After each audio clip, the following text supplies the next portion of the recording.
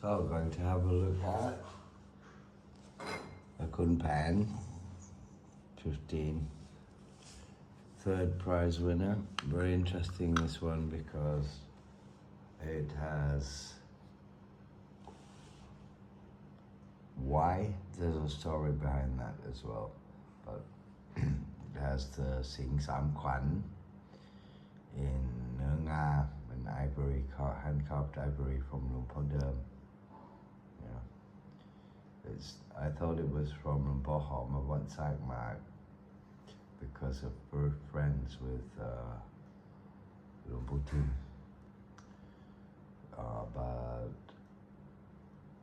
it's not. It's a Singh Sam Khwan from Luang Por Derm of Wat Nong Po, inserted into the back of a Khun Phaen Luang Por Tim, which a lot of people would say that's very strange. But actually, when the name of the temple was going to be changed from Wat Rarity to Wat Lahan Rai in 2515, so they released this edition to celebrate. It took a couple of years, from about 2513 to do the paperwork and get everything ready to change the name. And to make the amulets, you have to make 84,000, some dates 84,000, this, that and the other. And so the Samaneras and the temple orphans would help.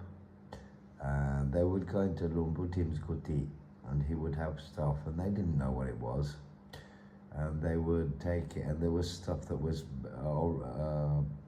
even coins that were being made for a later edition as well, which they took and stuck in there, which had a later date on it because they were for a later edition, but they were already being made because it takes years.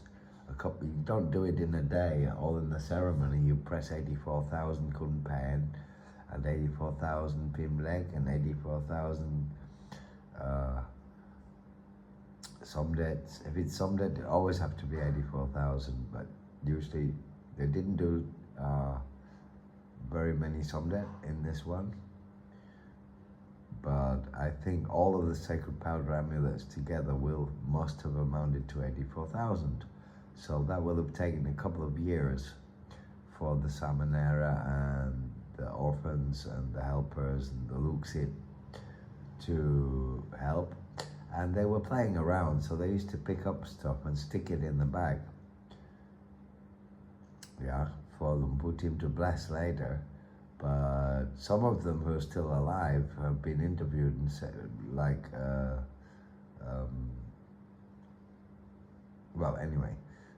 some very famous Luxit of Luang Por Tim have said that when they were young, they didn't know. They just put anything in the bag. And Luang Por Tim blessed them all, of course.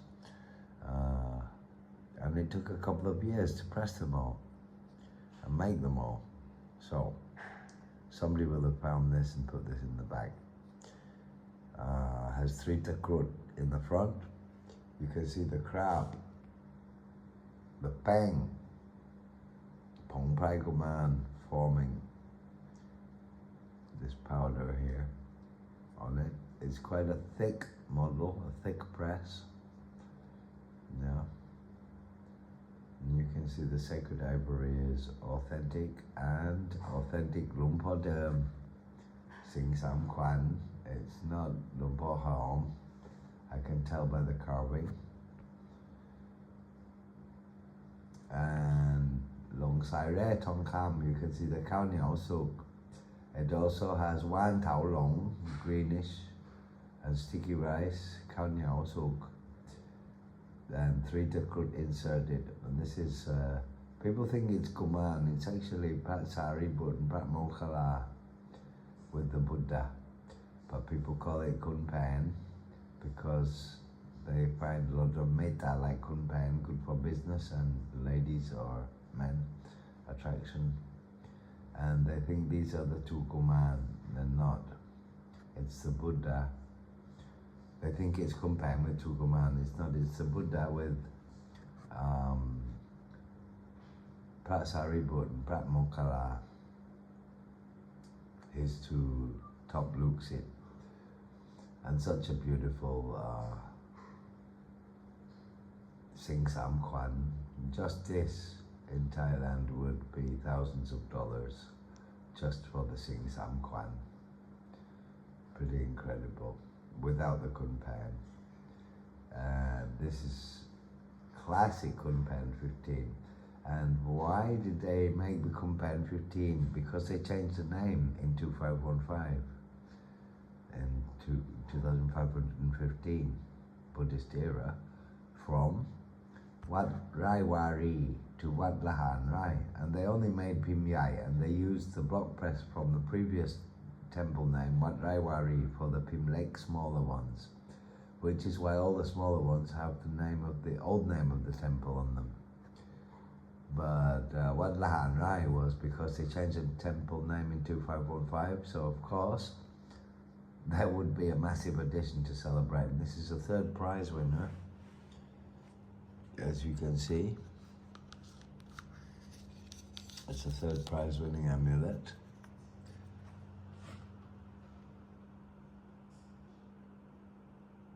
Because it's very perfect.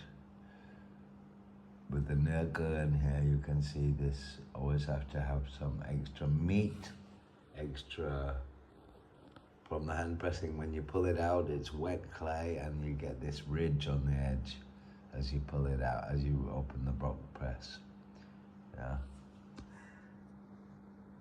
The ridge, you see it?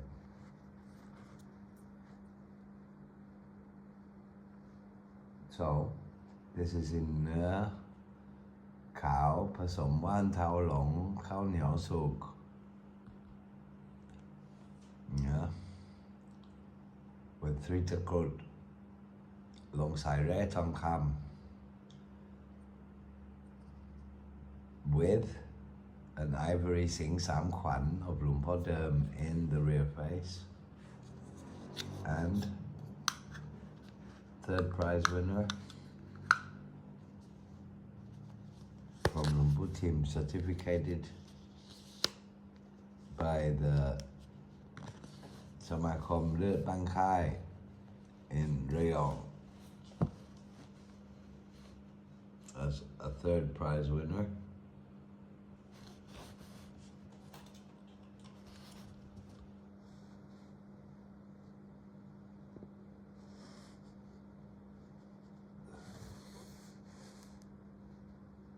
There you go. A beautiful Khun Phaen they've been hanging on to for years now, which I won a prize with in the year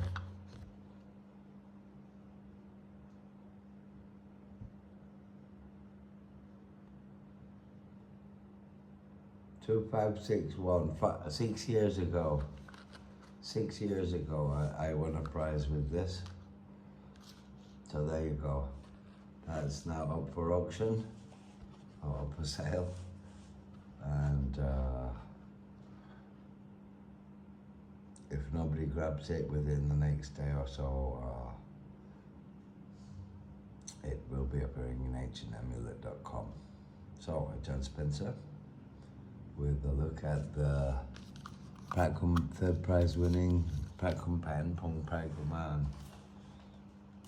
Luang Por Tim Khun Phaen Singha, Khun Phaen 15. You can see the Hniaw Sukh close-ups here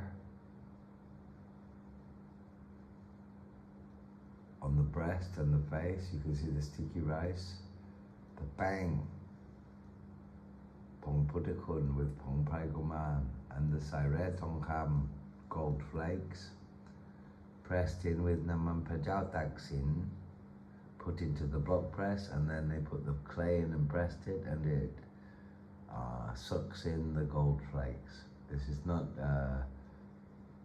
tar bronze one, it's not painted with bronze or gold paint.